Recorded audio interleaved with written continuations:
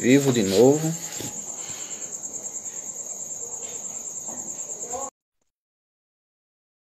Chamei de novo, Yuri.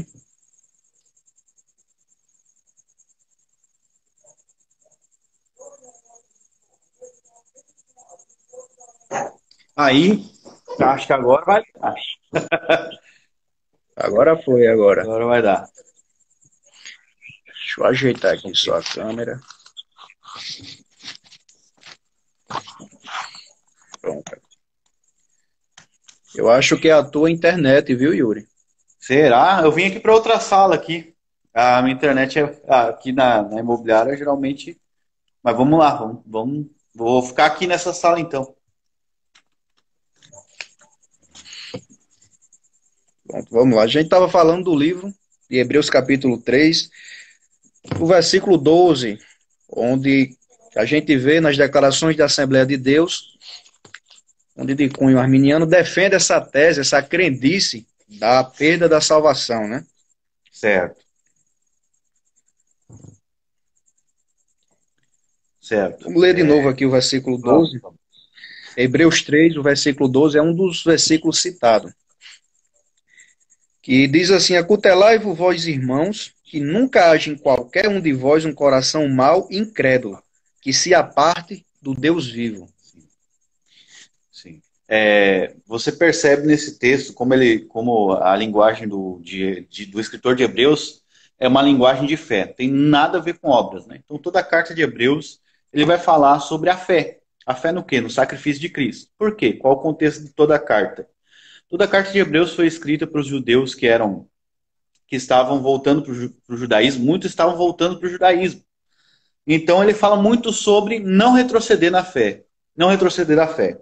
Então veja como a versão Reina Valera, por exemplo, e outras versões vão definir esse versículo. Vede, irmãos, que não haja em nenhum de vós um coração mau e incrédulo que vos aparte do Deus vivo.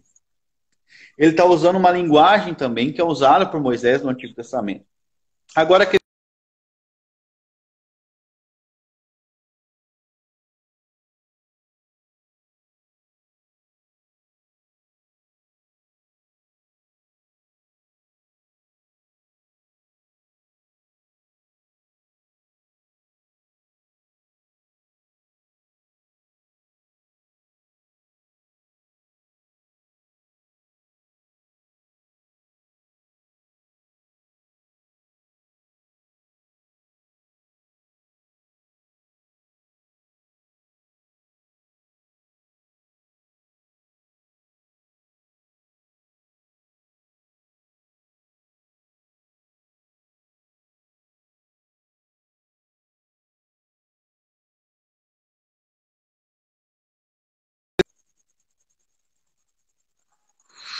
deu. Então, vamos lá. Você Oi. percebe aqui que o versículo 12 ele não, se você usar o princípio de exegese, lá em Ezequiel, no capítulo 26, a promessa, no capítulo 36, versículo 26, a promessa é que Deus daria um novo coração, né? E darei a eles um novo coração. Também a promessa é que colocarei neles o meu espírito e farei com que eles andem nos meus caminhos, né? E observem os meus estatutos. Ou seja, a promessa da nova aliança, ela inclui, né? Ela inclui esse novo coração. Então, a exortação de Hebreus aqui, se você percebe, ela não é uma exortação, ela não implica uma possibilidade de uma quebra da promessa, ok? A promessa é que Deus mesmo daria um novo coração para essa pessoa e Ele colocaria o Espírito nela e Ele faria com que ela andasse nos seus caminhos ou não. Então, quando o escritor de Hebreus fala isso no sentido de comunidade, essa exortação ela serve para arrependimento, né? Porque esse coração ele é perverso e incrédulo. Ele não é um coração regenerado, né? Ó, vede, irmãos, que não haja em nenhum de vós um coração mau e incrédulo que vos aparte do Deus vivo. Por quê? Porque uma pessoa incrédula, evidentemente, não vai permanecer na congregação, né? Uma pessoa regenerada. Exatamente. Oi? Tá ouvindo normal aí? Não, pode Entendeu? continuar. Uma pessoa regenerada, Show de evidentemente, bola. vai permanecer, mas uma pessoa não regenerada não vai permanecer. Inclusive, usando outros textos, como 1 João 3, verso 9, é dito que ah, como é que é? Aquele que nasceu de Deus não vive na prática do pecado, porque não pode viver pecando, porque é nascido de Deus e o que permanece nele, vou fechar a porta aqui, o que permanece nele é a divina semente. E ele não pode viver pecando porque ele é nascido de Deus. Né? Ou seja, as promessas da nova aliança, elas são incompatíveis com a ideia de que uma pessoa regenerada tem um coração incrédulo e perverso. Inclusive, muitos calvinistas erram nisso, né? Ah, eu sou totalmente depravado. Olha, realmente na sua carne não habita bem nenhum, mas Deus colocou o Espírito dele em você e regenerou o seu coração. Então ele tirou o coração de pedra e te deu um de carne. E a promessa é que aquele que começou a boa obra em vós vai terminar até o dia de Cristo Jesus. Filipenses 1,6. 1,6. Né? Então não se aplica aqui. Ele está falando sobre uma pessoa que tem um coração mal incrédulo, não um regenerado. Essa pessoa sim. Mas qual é o conselho dele? E tem outro versículo também. Oi. O outro versículo que eles usam para sustentar essa tese da perda da salvação é 1 Coríntios, capítulo 10, e o versículo 12, que diz assim: aquele, pois, que pensa estar de pé, cuide para que não caia. E esse texto também o próprio texto já diz, já traz a ideia, né? Aquele que pensa está em pé. Não é aquele que está em pé, é aquele que pensa estar em pé. A pessoa julga que ela está em pé, né? Então ela tem que cuidar para não cair. Mas interessante que lá em Judas, no capítulo 24, vamos lá na epístola de Judas, capítulo 24, mesmo considerando essa possibilidade, porque a pessoa pensa que está em pé, né? A Bíblia diz assim, Judas é um único capítulo, no versículo 24. Ora, aquele que é poderoso para vos guardar de tropeçar. Aquele que é poderoso para vos guardar de tropeçar e apresentar-vos sem mancha diante da sua glória com grande alegria. Então, aquele que pensa estar em pé, cuide para que não caia. Mas eu tenho a segurança de que Deus é poderoso para me guardar de tropeçar. Judas 24, né? Então, não existe essa ideia de perda de salvação. Então, a exortação existe porque é por meio da exortação que Deus vai preservar os seus eleitos, né? Eles vão olhar e vão se arrepender dos seus pecados e vão prosseguir. Essa é a perseverança dos santos. Mas a promessa... Então, essa ideia que muito arminiano tem, que eu preciso perseverar para ser salvo, que perseverar para ser salvo é uma coisa que a gente já joga por terra. É que Deus te faz perseverar. Essa é a implicação. Ora, aquele que é poderoso para vos guardar de tropeços, né? Então, realmente, mas quem faz isso? Inclusive lá em 1 João, no capítulo 5, tem algo interessante sobre isso, que ele vai falar sobre o pecado para a morte. Pecado para a morte, que alguns consideram que é a blasfêmia contra o Espírito Santo. Enfim, o João 5,16, né? Vamos lá. Se alguém vir seu irmão, 1 João 5,16, cometendo um pecado que não seja para a morte, pedirá a Deus e dará vida. Isto é, os que cometem pecado que não é para a morte. Há pecado para a morte, pelo qual eu digo que não se peça. Toda injustiça é pecado, e há pecado que é para a morte, que não é para a morte. Agora vamos ver o que o 18 diz. Sabemos que todo aquele que nasceu de Deus não continua pecando. Entendeu? Aqui nessa está assim. Mas aquele que foi gerado por Deus o guarda, e nele o maligno não toca. Ou seja, o que é isso? Perfeito. Significa o diabo, ele não pode prender o cristão, ele nasceu de novo, né? E ele não pode viver no pecado. Então, é uma questão que eu tenho que me guardar. Aí nas duas versões, na Corrigida e Fiel vai estar de um jeito e na Revista Atualizada vai estar de outro. Primeiro, vai dizer assim, aquele que nasceu de Deus o guarda. E está com letra maiúscula. O que é aquele que nasceu de Deus? Jesus o guarda. Isso você pode interpretar lá, que nem João 10, né? Que diz que nenhuma ovelha seria arrebatada da mão de Cristo. Em outras versões diz que o próprio nascido de Deus se guarda. 10:28. Ele conserva a si mesmo. Mas de todas as maneiras, a implicação é que ele não vai perder a salvação. Mesmo que ele que se guarde e mesmo que Jesus se guarde. Por quê? Porque ele nasceu de novo, então ele se guarda e então ele não cai, né? Não cai nesse pecado, para a morte. Enfim. E outro... Pode falar. Aí tem outro versículo, são citados 3 versículos aqui nas declarações de fé da Assembleia de Deus para sustentar essa tese da perda da salvação. E o outro, Ezequiel 18, 24.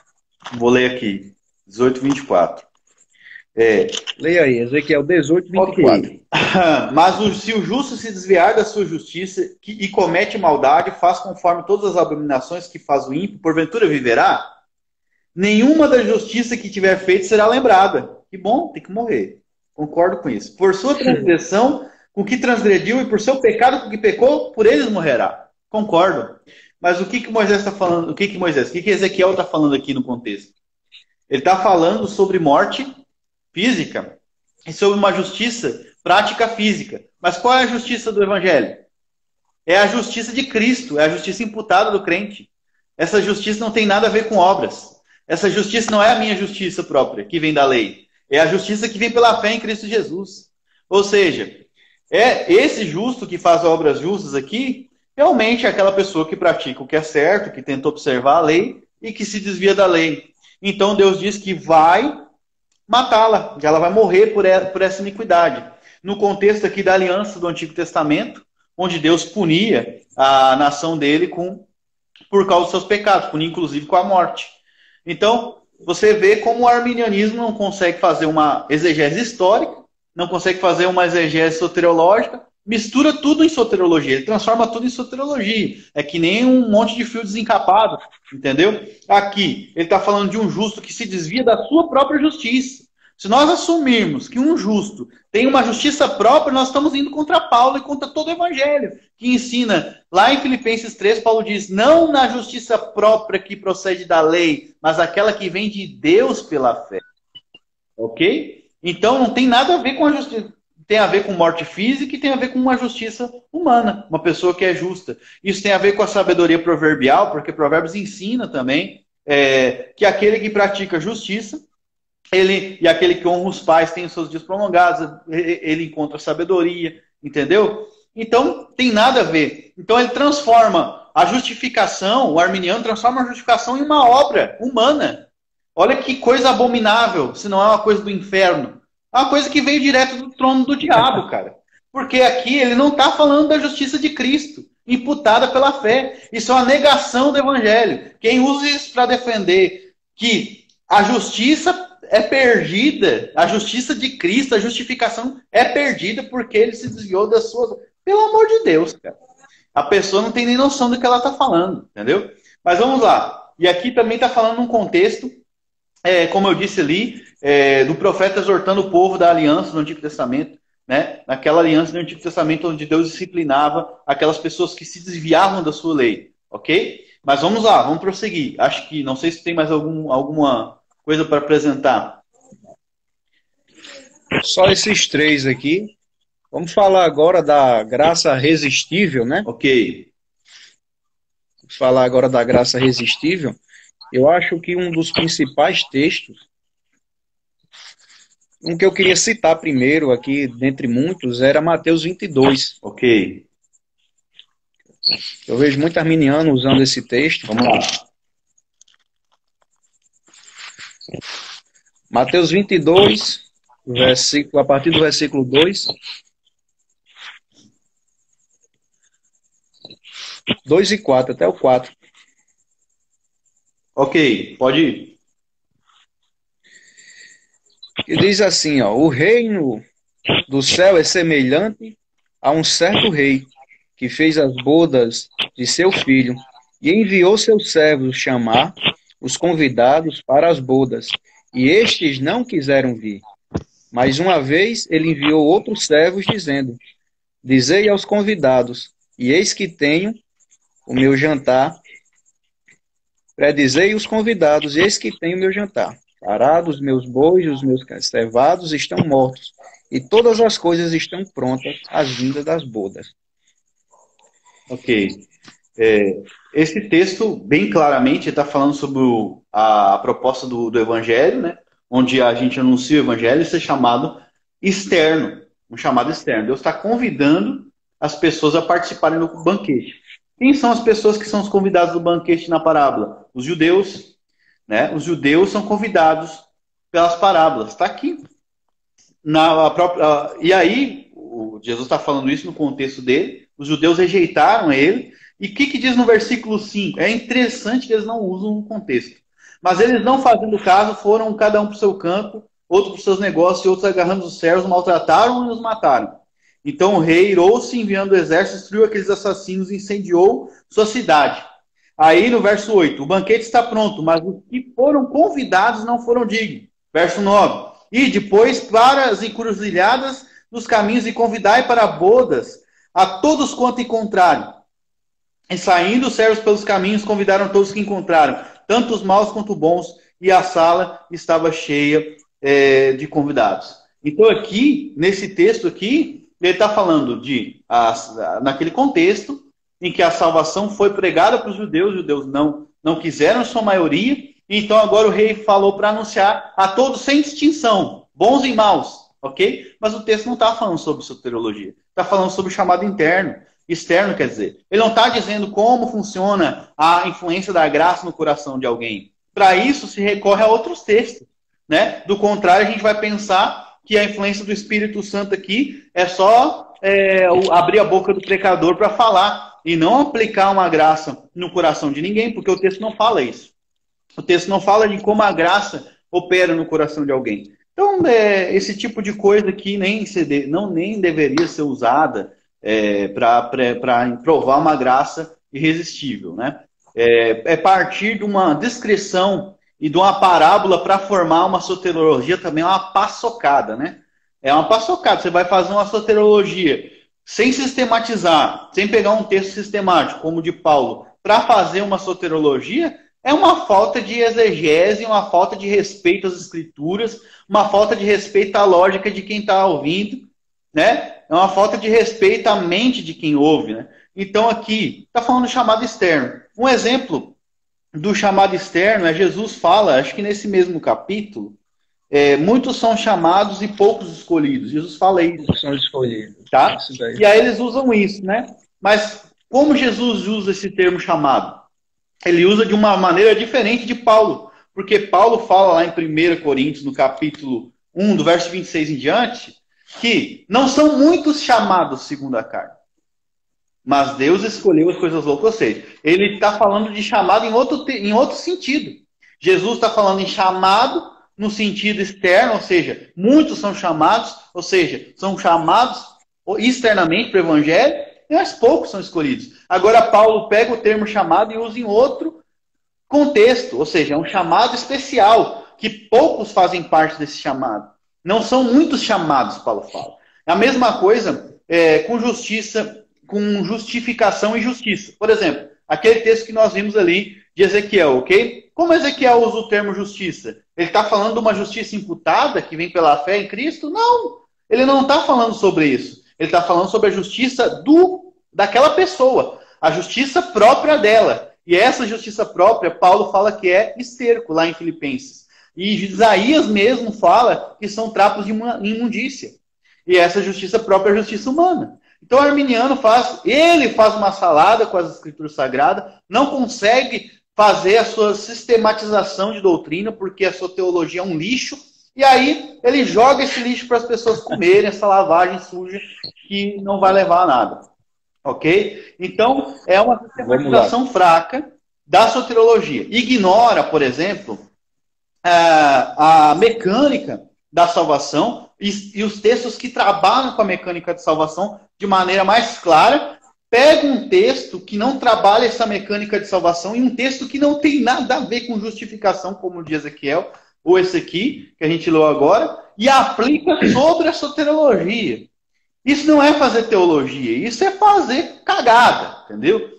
Então, eu não gosto de maus argumentos, mas eu detesto esse tipo de lixo. Mas, enfim, vamos continuar aqui, senão vou ter um treco aqui de tanto que eu falo desse troço. Rapaz, eu vou usar aqui, agora o que eles usam bastante para afirmar também, o ser humano resistindo essa graça de Deus, é Atos, capítulo 7, okay. Versículo 51. Vamos ler lá. Justamente. Eu adoro esse texto me demorei anos para mim, eu relutando contra os calvinistas com esse texto. Aí eu comecei a ler a Bíblia mais e mais e mais, daí um dia estourou a ficha. Esse aqui é universal, eu já vi muitas vezes aqui na página mesmo o pessoal usando esse texto. Posso ler aqui? Pode ler. Ok. Então, para você entender o contexto, porque o arminiano não gosta, Estevão está pregando para os judeus, e ele faz um resumo de tudo que aconteceu, desde Abraão até a época de Jesus, e como os judeus rejeitaram a salvação. Ok? Então Estevão está fazendo isso.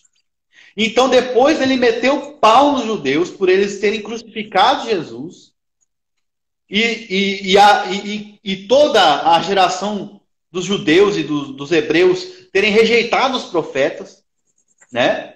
As exortações de salvação. Ele fala: homens de dura cerviz, incircuncisos de coração e de ouvido, vós sempre resistis ao Espírito Santo, assim como vossos pais e também o fazeis. O que quer dizer isso? Primeiro, eles são homens de dura cerviz, incircuncisos de coração. Aí já era. Eles não são regenerados. Porque a promessa da nova aliança é dar um novo coração, Ezequiel 36, 26. É circuncidar o coração, Deuteronômio 30, 6 e 8. Entende? Então, eles não são pessoas nascidas de novo. Por isso, é óbvio que eles resistem ao Espírito Santo. Mas de que maneira eles estão resistindo ao Espírito Santo? Eles estão resistindo ao Espírito Santo, que está falando pela boca de Estevão. O Espírito Santo está falando pela boca de Estevão, e o Espírito Santo falou pela boca dos profetas. E eles fazem como os pais deles. O que os pais deles fizeram? Mataram os profetas, mataram Jesus, e agora, se você vê, vão matar Estevão. E isso é resistir ao Espírito Santo. Ou seja, resistindo ao Espírito Santo, não no sentido que o Espírito Santo está lá, eu quero te salvar, eu quero te salvar. Não, não, não, não. Não nesse sentido em que o Espírito Santo está dentro do coração deles lá. Não, no sentido em que o Espírito Santo está falando a palavra de maneira externa, eles estão rejeitando porque eles não são regenerados, eles são circuncisos de coração. Não é o Espírito Santo tentando regenerar alguém e aquela pessoa não deixa. Não, não. O Espírito Santo está exortando e eles não estão ouvindo. De uma maneira externa, ok? E o que acontece então? Eles matam Estevão. Eles matam Estevão. E isso é muito claro. E isso é resistir ao Espírito Santo. Então, se você ler o contexto imediato, o que é isso? É como os profetas, como os pais deles, que mataram Jesus e mataram os profetas, entendeu? E isso é resistir ao Espírito Santo. O Espírito Santo está falando pela boca de Estevão, está falando pela boca dos profetas, e eles estão resistindo. Mas por que eles estão resistindo? É porque o Espírito Santo não teve força suficiente para vencer isso? Não, é porque eles são incircuncisos de coração. Ok? Agora vamos ler lá Deuteronômio capítulo 29. Para você entender melhor esse texto. Deuteronômio 29. Por que Deuteronômio 29? Você vai entender. Ele está falando com judeus, Estevão, tá? E ele diz que os judeus sempre resistiram ao Espírito Santo. Sempre resistiram. Mas se você coloca isso num termo geral, Davi resistiu ao Espírito Santo? Não. Se você coloca esse termo geral, não. Então não, ele não está falando de algo universal no sentido em que acontece sempre assim. Quer dizer que o povo judeu resistiu historicamente ao Espírito Santo. Agora vamos ler. Deuteronômio 29, versículo 4, 13 e 4. Okay? Vamos começar no 2. Vamos lá. Moisés, pois, chamou a todo Israel e lhes disse: vós tendes visto tudo o que o Senhor fez diante dos vossos olhos na terra do Egito. Preste atenção. Visto. Vós tendes visto. Ok? Tudo o que o Senhor fez ao faraó e todos os servos de toda a sua terra. As grandes provas que os vossos olhos viram, de novo, e as grandes maravilhas. Então, os olhos deles viram. Os olhos deles viram. Agora o versículo 4. Mas até o dia de hoje o Senhor não vos deu um coração para entender, nem olhos para ver, nem ouvidos para ouvir. Como assim? Eles viram, mas eles não tinham olhos para ver. O arminiano vai dizer: Moisés está se contradizendo. O que ele vai falar agora? Eles estavam resistindo ao Espírito Santo, sim, porque eles ficaram 40 anos no deserto. E Moisés fala: eu não vou mais aturar essa... Deus fala para Moisés: eu não vou aturar mais essa geração perversa. Deus fala isso para Moisés. Quem lê a Bíblia sabe, conhece a história. Mas por que eles ficaram esses 40 anos no deserto? E por que eles tentaram Deus 10 vezes? Porque aqui Moisés explica no versículo 4. Deus não deu para eles um coração para eles entender. Ou seja, o coração deles era incircunciso, igual as pessoas que estavam lá resistindo a Estevão. Então, é algo muito simples de responder. O arminianismo é uma heresia. Lá no versículo 6 do capítulo 30, a gente vai ver assim: circuncidará o Senhor teu Deus o teu coração e da tua descendência, para que ames ao Senhor teu Deus com todo o teu coração e com toda a tua alma, a fim de que vivas. Ou seja, é Deus quem circuncida o coração. Não é? Você já viu uma criança quando nasceu? Você sabe como é que funcionava o ritual de circuncisão? A criança, depois de 8 dias, era circuncidada. Ela não pegava ela mesma a faca. Daqui que eu vou cortar aqui. Vou fazer a minha circuncisão. Não. Outra pessoa circuncidava ela. E aqui Deus é que faz essa operação. O Senhor teu Deus circuncidará o teu coração. Não é tu com a tua força do teu braço. Não é tu com a tua sabedoria humana, com a tua força humana, com a tua justiça humana. É Deus que vai fazer isso. Isso é graça, se chama graça. Arminianos que estão ouvindo aí, isso se chama graça. Bem-vindo à graça. Graça é quando você não faz nada, Deus faz tudo. Isso é graça, ok? No versículo 8, ele diz assim: tu voltarás e ouvirás a voz do Senhor teu Deus, todos os seus mandamentos que hoje te ordeno. Ou seja, a consequência dessa circuncisão é obedecer à obediência, né? E nós vemos isso em toda a Escritura Sagrada. Pode continuar, se tiver mais algum texto, a gente pode analisar. Vamos lá, tem outro texto aqui. Tem outro texto que eles usam bastante, é João, capítulo 1, ok? Versículo 11. Vamos lá. E diz assim: ele veio para os seus, e os seus não o receberam. Ok. Os judeus não receberam Jesus porque não quiseram, resistiram à graça de Deus? Mas o texto não diz isso, né? Inclusive, o próprio João, lá no capítulo 11, vai dizer, no capítulo 12, né? Que Deus cegou o entendimento deles. Citando Isaías, quer ver? Por que eles não receberam? Ah, não receberam, tá aí o livre-arbítrio. Essa é uma tentativa escrota, mas vamos lá. 37. João 12, 37. Porém, mesmo tendo feito tão grandes sinais diante dele, não criam nele, para que se cumprisse a palavra do profeta Isaías que disse: Senhor, quem creu em nossa pregação? E a quem se revelou o braço do Senhor? Por isso, por que eles não podiam crer? Por que eles não podiam receber Jesus? Vamos ler a Bíblia? Por isso, não podiam crer. Porque também, disse Isaías, cegou-lhes os olhos, quem? Deus. E endureceu-lhes o coração, para que não vejam com os olhos e entendam com o coração. Opa, a gente acabou de ler isso em Deuteronômio 29:4. Não é? O Senhor não vos deu o coração para entender, nem olhos para ver, né? Ou seja, não é o arminiano que vai lá e faz o olho espiritual para ver, para ter fé em Jesus, e foi bonzinho, e teve mais fé, um coração melhor para crer em Jesus. Não. É Deus que dá um coração novo, ou cega, ou endurece o coração. Versículo 40 de novo. Cegou-lhes os olhos e endureceu-lhes o coração, para que não vejam com os olhos e entendam com o coração e se converta e eu os cure. Ou seja, o próprio Deus faz isso.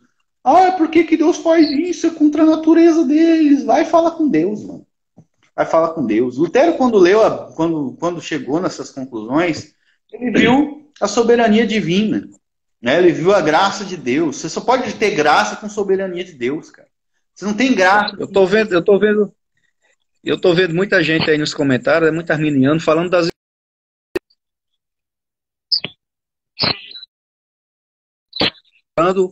aqui é incorretos aqui do arminianismo. E outra coisa tem fora, né? outra passagem também, que é bastante comentada pelos arminianos, é Mateus 23. Ok, vamos lá. Mateus 23, 37. Tá me ouvindo bem aí? Tô. Tá, eu vou fazer aqui. Vou ler então. Mateus 23. Mateus 23, 37. Ok. Mateus 23, 37. Jerusalém, Jerusalém, que matas os profetas e apedrejas os que te são enviados. Quantas vezes quis reunir os teus filhos como a galinha junta os teus pintinhos debaixo das asas e não o quiseste. Eis que a vossa casa ficará deserta, porque eu vos digo que desde agora não me vereis mais, até que diga, bendito que vem em nome do Senhor. Em primeiro lugar, a Escritura não se contradiz. A gente acabou de ler que Deus é que cegou a maioria dos judeus para eles não crerem. Ok? Tá. Então, como se aplica esse texto aqui? Jerusalém. Jerusalém mata os profetas e apedreja os que são enviados. Ok.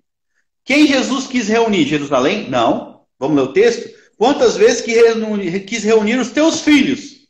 Jesus não está querendo reunir Jerusalém. Ele quis reunir os filhos de Jerusalém. E quem não quis? Jerusalém não quis, não os filhos. Opa, como assim? São dois sujeitos, isso significa português. Quando você estuda português, você vai entender. São dois sujeitos aqui. O primeiro sujeito é Jerusalém, o segundo sujeito é Jerusalém. E Jesus está querendo reunir Jerusalém. Não, mas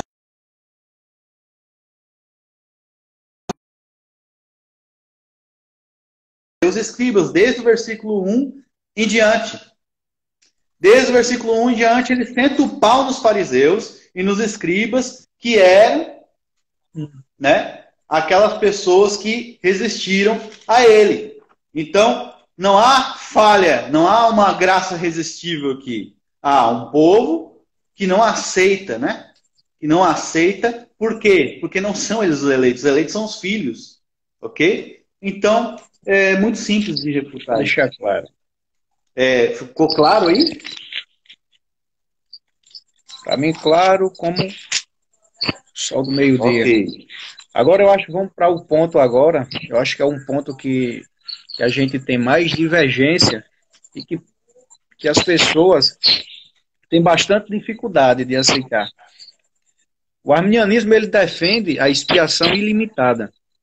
Já no calvinismo, a gente defende a expiação limitada. O que eu vou fazer aqui é citar alguns textos que os arminianos costumam usar para defender aí essa expiação aí ilimitada.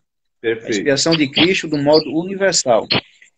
E eu acho que eles levantam como um amuleto, que eles sempre usam, é João 3,16. Porque Deus amou o mundo de tal maneira que deu seu Filho unigênito para todo aquele que nele crê não morra. Ok.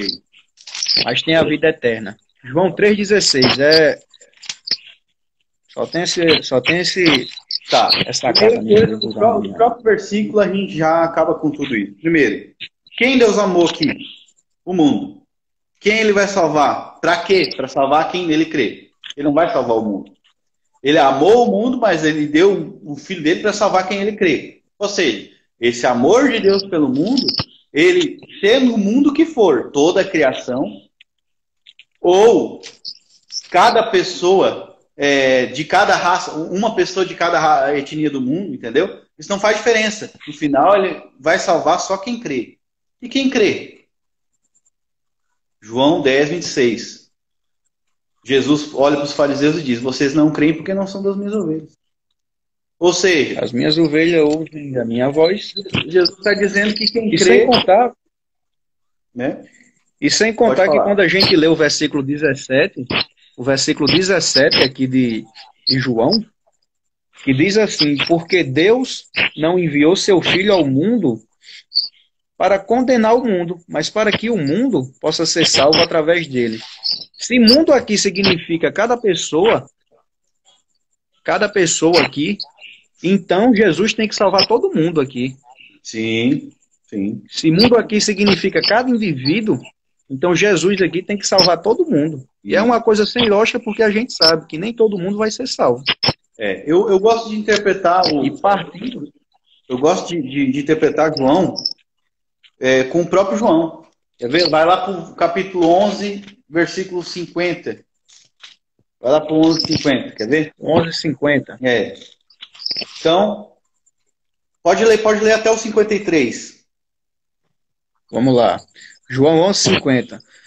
não considerais que nos convém que o homem morra pelo povo, e que não pereça toda a nação. Ora, isso não disse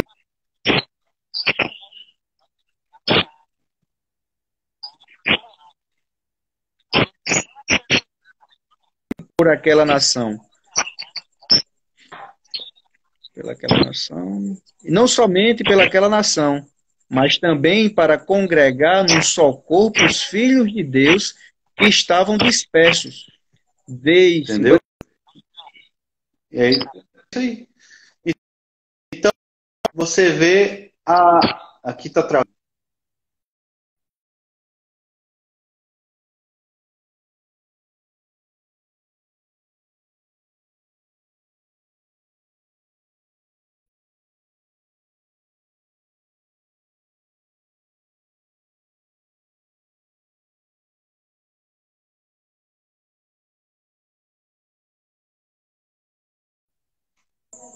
E agora voltou. Tá voltando o som. É o vídeo que tá parado. Voltou aqui, Agora voltou total. O meu tá normal aqui no meu. Tá, não, agora voltou. Não, tinha travado aqui. Não sei se é a minha internet, ó. Porque aqui ela não é tão ruim aqui. Cara, baixa uns vídeos furiosos aí, agora não tem ninguém no imobiliário. Mas enfim, você pode ver ali, né? Para reunir os filhos de Deus que andam dispersos, né? Ou seja, a morte de Jesus não é para cada indivíduo do mundo, mas tem a finalidade de reunir os filhos de Deus. Não só da nação de Israel, mas de todas as nações, né? Depois a expiação definida vai ficar mais clara em Romanos, né? E também em Efésios, né? Esse é um princípio hermenêutico, já que os arminianos não gostam de teologia, mas existe esse princípio hermenêutico, se chama princípio da revelação completa, onde eu analiso, e também o princípio da revelação progressiva, né? Onde eu analiso a Bíblia de acordo com a revelação progressiva que ela me dá e completa. Ou seja, eu comparo a Bíblia com a própria Bíblia e vou indo para a completude dela, né? Inclusive, em Apocalipse 5:9, nós temos lá vamos lá, Apocalipse 5:9, né? Apocalipse 5:9, para a gente ver isso mais claramente. E entoava um cântico dizendo: digno és de tomar o livro e de abrir os selos, né? Porque foste imolado e com teu sangue compraste para Deus aqueles que procedem de toda linhagem, língua, povo e nação. Ou seja, não são todas as pessoas, né, que foram redimidas, mas aqueles que procedem de toda linhagem, tribo, língua e nação. Então fica cada vez mais claro na Escritura que a morte de Cristo não é por cada indivíduo do mundo, mas por esses eleitos, né, que são aqueles que Deus fez, ó, o versículo 10, e para nosso Deus os fizeste reis e sacerdotes que reinarão sobre a terra. Né? E se você analisar o princípio do rei e sacerdote, lá em 1 Pedro 2,7, você vai ver, né, que é uma nação eleita. Né? Por exemplo, vamos começar do versículo 4. Chegando-vos a ele, quem? Cristo, né? A pedra viva, rejeitada pelos homens, mas para com Deus escolhida e preciosa. Vós também, como pedras vivas, sede edificado como casa espiritual e sacerdócio santo para oferecer sacrifícios espirituais aceitáveis a Deus por meio de Jesus Cristo. Por isso, também está contido na Escritura: eis que põe em Sião a principal pedra angular, escolhida e preciosa, e o que crer nele não será envergonhado. Para vocês, os que creem, é preciosa, mas para os que não creem, é pedra, né, que os edificadores rejeitaram e que veio a ser pedra angular. E pedra de tropeço e rocha de escândalo, eles tropeçaram na palavra sendo desobedientes, para o que também foram destinados. Então você vê a eleição aqui. Ou seja, vocês são uma nação santa, sacerdócio real, né? Ele vai falar também em outro texto. Ele fala aqui, né? A gente acabou de ler. E os outros são o quê? São réprobos. São aqueles que não são, né? Eles não creem, eles foram destinados para não crer. Como é que Deus vai espiar uma pessoa que foi destinada para não crer? Esse é outro problema, porque a expiação ela é pagamento dos pecados. Aí você pergunta para Arminiano: Jesus morreu por todos os pecados?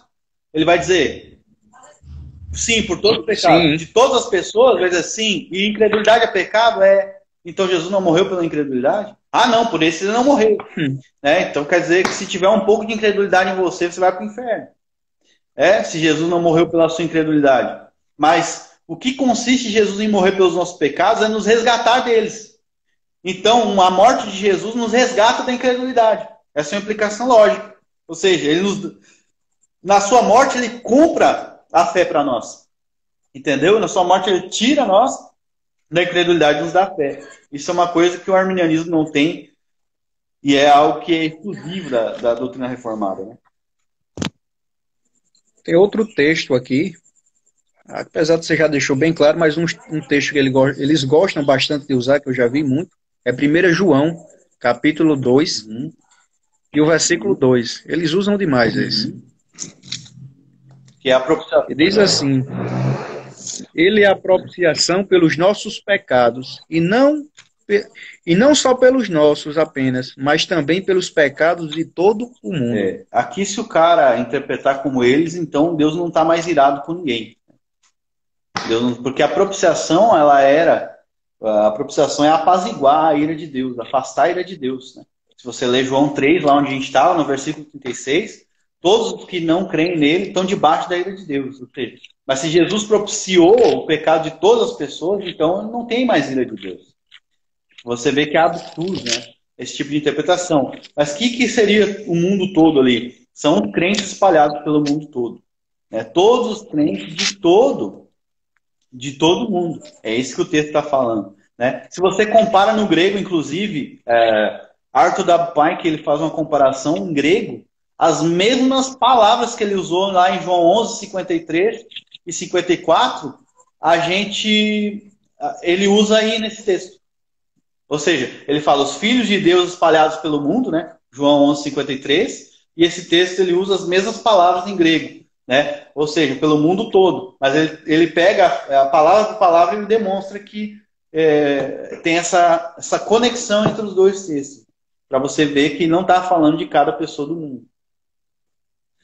Aí depois entra a questão da graça preveniente, defendida aí pelos arminianos, que a salvação aí é disponível para todos. E um texto universal também que eles gostam de usar é Tito, capítulo 2 e o versículo 11. Tá. Tito 2, o versículo 11, que diz assim. Tá. Tito, capítulo 2, o versículo 11. Tá. Que diz assim: porque a graça de Deus que trouxe salvação manifestou-se a todos os homens. Eles usam demais esse daí. O contexto é bem claro, né? Vamos desde o versículo 1 para você ver o que Paulo está falando. É muito claro. Então Paulo começa a exortar a sã doutrina. Exorto, né, tu, está falando com Tito, fala o que está de acordo com a doutrina. Aí ele vai falando. Versículo 2. Os velhos sejam sóbrios. Aí versículo 3. As mulheres idosas. Depois, versículo 4. As mulheres jovens amarem seus maridos e filhos, serem sensatas no 5. Versículo 5, seus maridos. Versículo 6, os jovens, ele está exortando. Versículo 7, continua exortando os jovens. Versículo 9, os servos, ou seja, os escravos que tinha naquela época, que sujeitam seu senhor. E versículo 11, por quê? Por que essa exortação toda? Por que essa exortação? Porque a graça de Deus se manifestou salvadora a todos os homens, às mulheres, aos jovens, a todos eles. Então o arminiano ele ignora o texto, né, cara? Ignora. E sem contar que no capítulo 1, eu já me deparo quando eu vou ler o capítulo, logo no versículo 1, a carta já deixa bem claro aqui que Paulo já chega dizendo assim: Paulo, servo de Deus, apóstolo de Jesus Cristo, segundo a fé dos eleitos. Isso, perfeito. O arminianismo ele só pode ter saído da cabeça do diabo, não tem outro lugar. Porque se tu ler, eu só li a Bíblia aqui, o contexto aqui. Já mostrei que eram todos os homens que ele está falando aqui. E tu falou só o primeiro versículo da carta, já matou tudo, né? Então você vê, por exemplo, versículo 12, quer ver? O que a graça faz? Ensinando-nos que renunciamos à impiedade, os desejos mundanos, vivemos para o presente século sobre justamente e piamente. Quem? Os eleitos. Os eleitos, entendeu? Versículo 13. Aguardando a bem-aventurança e a gloriosa manifestação de nosso grande Deus e Salvador Jesus Cristo. Aqui também é com os testemunhos de Jeová, adoro usar isso. E no 14, que se deu a si mesmo por nós. Por nós quem? Todos os homens. Aí o arminiano, quem são todos os homens? As mulheres, os jovens eleitos, aqueles que são parte da igreja. Ele deu a si mesmo por nós, aquele já particulariza, né? Aquele já não diz, ó, por todas as pessoas, cada pessoa do mundo, não, ele está falando por nós, para nos redimir de toda a maldade e purificar para si mesmo um povo de sua propriedade, zeloso de boas obras. Tremendo isso, né? Então, já na minha traduz assim, ó, na minha traduz assim, para purificar para si um povo peculiar, zeloso em boas obras. Perfeito, perfeito. Tá, o contexto já destrói o arminianismo em tudo, né? Tipo, eles partem de um pressuposto de que Deus quer salvar todo mundo. E esse pressuposto, se nós olharmos a própria Bíblia, não existe, né? Aí quer ver o capítulo que eles odeiam é Romanos 9. Por quê? Porque ali Deus faz um vaso para ira e outro para misericórdia. Aí Deus quer salvar todo mundo, ele quer salvar todos, mas ele faz um vaso para ira e outro para misericórdia. Ah, arminianismo vira um bicho. Aí eles vão dizer agora que a gente não pega o contexto, mas sabendo já o que eles vão pensar, vamos ler aqui, Romanos 5:12. Okay. Eu tenho certeza que eles vão falar disso. Ok, pode ir lá.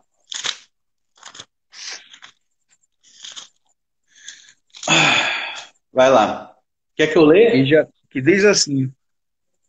Você quer ler? Pode ler. Então tá. Portanto, assim como o pecado entrou no mundo por meio de um homem, e por meio de um homem, do pecado e a morte, assim também a morte alcançou todos os homens, já que todos pecaram. Né?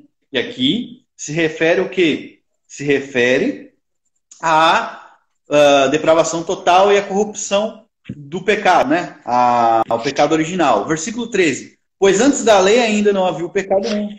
Aí eles vão usar o quê? Vão usar o contexto para tentar dizer que, né, que Jesus morreu por todos, né? Por quê? Porque, ó, pois se pela transgressão de um só a morte reinou por esse, muito mais, não é o 15, acho, deixa eu ver aqui. Qual que eles usam aqui para dizer que a expiação é universal? Deixa eu achar. É o 18, né? É o 18. Aí eles dizem assim, ó. É o 18. Eles leem isso aqui, ó. Assim como pela transgressão de um veio a condenação de todos os homens, da mesma maneira, pela justiça veio a todos os homens a justificação que dá a vida. Aí o que o arminiano vai dizer? Tá vendo? Só que se tu interpretar da mesma maneira, ou seja, da mesma forma, como que Adão passou a morte por todos os homens? Você tem que crer na morte de Adão para que essa morte entre você? Não. Essa morte, ela está em você, você crendo ou não. E ele está dizendo que da mesma forma, essa justificação que dá a vida, ela passou a todos os homens. Então não pode ser como o arminianismo defende. E inclusive o versículo 17, ele refuta isso quando ele diz, pois se pela transgressão de um só a morte reinou por esse, que é Adão, muito mais reinarão em vida os que recebem a abundância da graça e o dom da justiça por um só, que é Jesus Cristo. Muito mais. Então, o que ele está dizendo aqui? Ele particulariza os que recebem a abundância da graça e o dom da justiça, não todos. Os que recebem. E esse muito mais, ele não tem a ver com a quantidade de pessoas que foi alcançada, ou pela morte de Adão, ou por Cristo. Tem a ver com reinar em vida. Tem a ver com a vida. Tem a ver com não quantidade de gente afetada pela queda ou pela salvação, mas pela vida que essas pessoas recebem. Então ele está dizendo aqui que os que recebem a abundância da graça recebem com muito mais poder do que aqueles que foram afetados pela queda de Adão. Lá no versículo 19... Pode falar. E o versículo 19, que eu estou lendo aqui, então quer dizer que o versículo 19 se contradiz com o 17, né? Se contradiz, né? Porque diz assim, porque assim como pela desobediência de um homem, está falando aqui muitos, não está falando todos aqui, muitos foram feitos pecadores. pela desobediência, muitos serão feitos justos. Isso.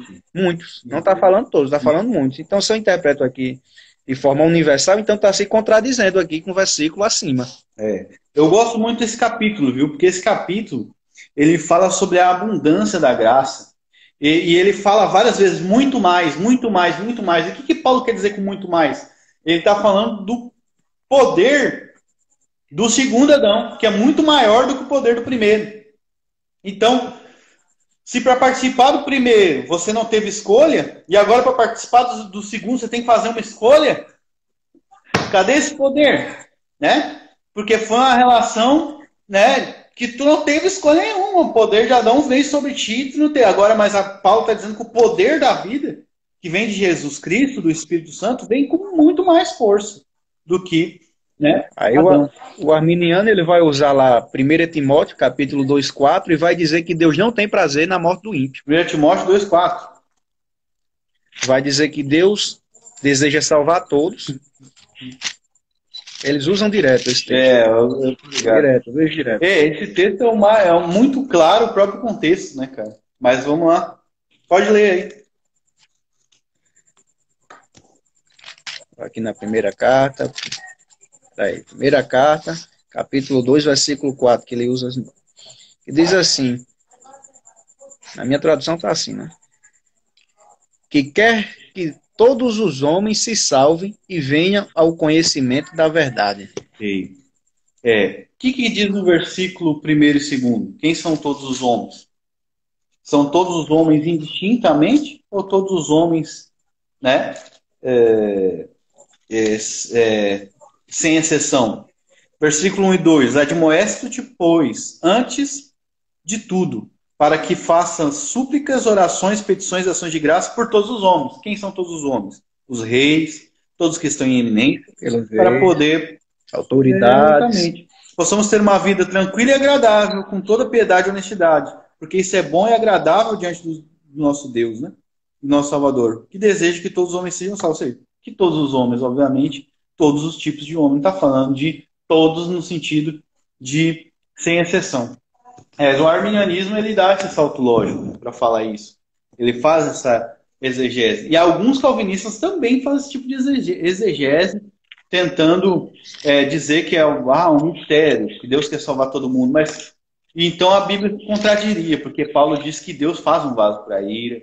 Jesus diz que aqueles que não creem porque não são das ovelhas. E acho que Mateus 15, 13 também, ao falar dos judeus, vamos lá para Mateus 15, 13, acho interessante ler isso. Vamos lá. Mateus 15, 13. Ai, estou tentando achar aqui essa Bíblia aqui. Ela está meio enferrujada. 15, 13. Ok. Vamos ler o 12. Ler o 12. 12 primeiro. Então, aproximando-se seus discípulos, disseram: sabes que os fariseus se ofenderam ao ouvir essas palavras? O que Jesus responde? Porém, ele respondendo disse: toda planta que o meu Pai Celestial não plantou será arrancada. Deus quer salvar todo mundo, mas ele não plantou os fariseus na internet aqui. Oi? Travou? Voltou? Não pode falar. Voltou? Ok. Então, né, toda planta que o meu Pai Celestial não plantou será arrancada. Ou seja, esses fariseus aí, vocês nem se preocupem com eles, que eles nem são plantas que o meu Pai plantou. Ou seja, nem são eleitos. Nem são eleitos. Então, tem tudo isso, né? Tudo isso. Eu não sei se tu quer analisar mais alguns textos que eles usam, pode ficar à vontade aí. Só explanar aqui mais um texto que eles usam bastante, que é Atos 17, 30. Atos 17, 30, ok. Atos 17, 30. Ok.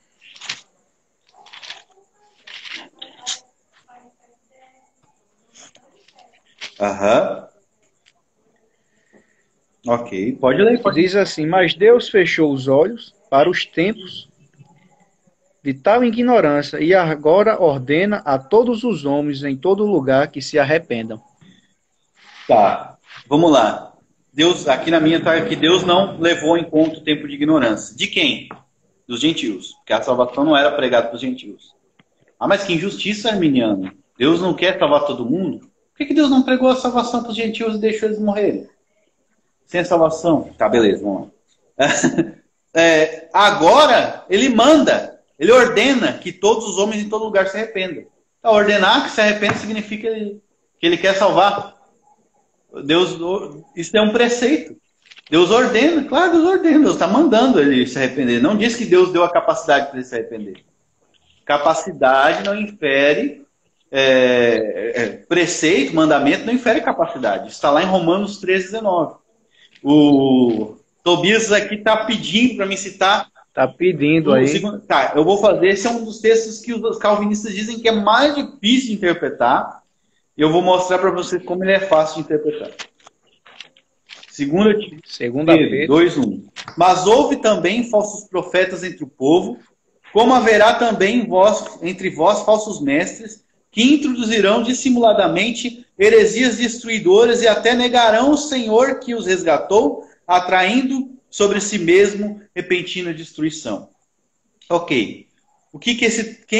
Quem é o Senhor que resgatou esses falsos mestres? E quem são esses falsos mestres? Pedro está fazendo uma analogia com o povo do Antigo Testamento. E o povo do Antigo Testamento, quando foi tirado do Egito, até os egípcios que não eram do povo eleito, saíram juntos. Ok? Então, e dentro do povo de Israel, até aqueles que não eram eleitos, tinham falsos profetas e falsos mestres que se levantavam. E eles acabavam negando Deus, porque acabavam profetizando em nome de Baal e outros deuses. E isso, eles negavam no sentido de comunidade, o soberano que os resgatou. Mas aqui não é falado nada sobre o sangue de Jesus. Onde é que está aqui o sangue de Jesus? Não é falado. Por quê? Porque não está falando sobre expiação aqui. Ele está falando de uma pessoa que foi tirada, né, junto com o povo de Deus. Tem vários casos a gente vê na igreja. A pessoa sai da poluição dela, vem para a igreja, é tirada no sentido externo e está ali dentro da igreja. Mas o que Pedro termina falando dessas pessoas? Vamos ver? Vamos ver o versículo 7. Peraí. Deixa eu ver aqui. Aqui, vamos continuar. Vamos continuar lendo. Ó. E muitos seguirão a lasciva deles, por causa dos quais, versículo 2, tá? É blasfemado o caminho da verdade. E por avareza farão comércio de vós com palavras fingidas. O juízo pronunciado deles, a longo tempo não tarde, sua perdição não dorme. Porque se Deus não perdoou os anjos que pecaram, porém expulsando-os para prisões do inferno, entregou à escuridão para serem reservados aos juízos, e não perdoou o mundo antigo, mas guardou Noé, pregador da justiça, com mais 7 pessoas, trazendo dilúvio sobre o mundo dos ímpios, e condenou a destruição à cidade, Sodoma e Gomorra, reduzindo a cinzas, e tendo posto como exemplo aos que vivessem impiamente. Presta atenção no que Pedro está falando aqui. Com quem ele está comparando essas pessoas? Com salvos? Não. Sodoma e Gomorra, o mundo antigo, todas as pessoas que não são salvos. Ele livrou o justo Ló, afligido pela conduta libertina daqueles insubordinados, versículo 8 agora. Porque este justo que se residia entre eles afligia cada dia sua alma justa, especialmente aqueles que, seguindo o caminho da carne, andam na concupiscência e imundícia e desprezam a soberania do Senhor. Atrevidos e obstinados, não temem a falar das autoridades. Versículo 11. Quanto aos anjos que são maiores em força e poder, não pronunciam juízo e maldição contra eles em nome do Senhor. Versículo 12. Mas aqueles falando mal das coisas que não entendem, como animais irracionais. Agora presta atenção nesse versículo. Ele está falando dos falsos mestres que se levantam. Falando mal das coisas que não entendem, eles falam mal do que não entendem, como animais irracionais nascidos para presa. Isso se chama teleologia, arminiana. Tá? Teleologia. Aprende isso para te estudar depois, tá? Depois tu vai lá e estuda. Okay? Então, como animais nascidos para serem presas e destruição, perecerão na própria perdição. Ou seja, eles foram... E na tua versão acho que está diferente, porque eu me lembro, foram feitos como animais feitos para serem presos e mortos, na versão revista e atualizada. Como é que está na tua versículo 12? Como é que está o versículo 12 na tua? O som está baixo. Está me ouvindo? Tô. Como é que está o versículo 12 na tua aí? A live está encerrando aqui, está aparecendo aqui.